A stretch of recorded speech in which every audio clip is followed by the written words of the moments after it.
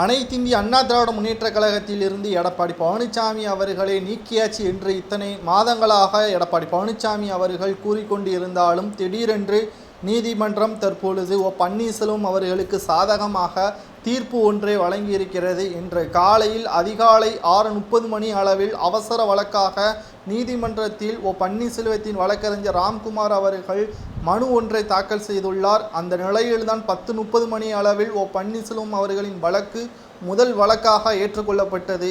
நாடாளுமன்ற தேர்தலின் பொழுது இரட்டை இலை சின்னத்தை பன்னீர்செல்வம் அவர்கள் பயன்படுத்தலாமா கூடாதா, ஒருங்கிணைப்பாளர் என்ற முறையில் பன்னீர்செல்வம் அவர்கள் இந்த இரட்டை இலை சின்னத்தை பயன்படுத்தக்கூடாது என்று எடப்பாடி பழனிசாமி அவர்களின் வழக்கை பற்றி விசாரணை செய்த நீதிமன்றம் தற்பொழுது பன்னீர்செல்வம் அவர்கள் இரட்டை இலை சின்னத்தை பயன்படுத்தலாம் என்றும் 2026 வரை ஒருங்கிணைப்பாளர் பன்னீர்செல்வம் தான் என்றும் தற்பொழுது கூறியுள்ளதாக தகவல்களும் வெளியாகி இருக்கிறது.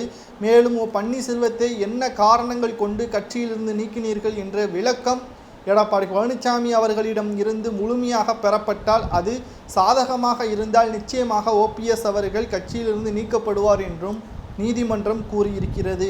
ஒட்டுமொத்த அதிமுகவின் தொண்டர்களுக்கு இது மகிழ்ச்சியான செய்தியாக அமைந்தாலும் எடப்பாடி பழனிசாமி அவர்களுக்கு மிகப்பெரிய ஒரு சோகமான செய்தியாகத்தான் இது உருவாகி இருக்கிறது. காரணம், எடப்பாடி பழனிசாமி அவர்கள் ஓபிஎஸ் அவர்களை என்ன காரணத்தை கொண்டு கட்சியிலிருந்து நீக்கினார் என்பது அவருக்கே தெரியாது. என்னை எதிர்த்ததன் காரணமாகத்தான் கட்சியிலிருந்து நீக்கினார் என்றுதான் இவ்வளவு நாட்களாக மக்களிடம் கூறாமல் அதிமுகவிற்கு துரோகம் இழைத்து விட்டான் ஓபிஎஸ் என்று இத்தனை மாதங்களாக மக்களையும் அதிமுகவின் தொண்டர்களையும் ஏமாற்றிய எடப்பாடி பழனிசாமி அவர்களுக்கு சரியான பாடத்தை தற்பொழுது உயர் நீதிமன்ற நீதிபதி ஆனந்த் வெங்கடேசன் அவர்கள் தீர்ப்பு ஒன்றை வழங்கியிருக்கிறார். இதன் அடுத்த கட்ட தீர்ப்பு வருகின்ற 24ஆம் தேதி எடப்பாடி பழனிசாமியின் வாதங்கள் விசாரிக்கப்படும்.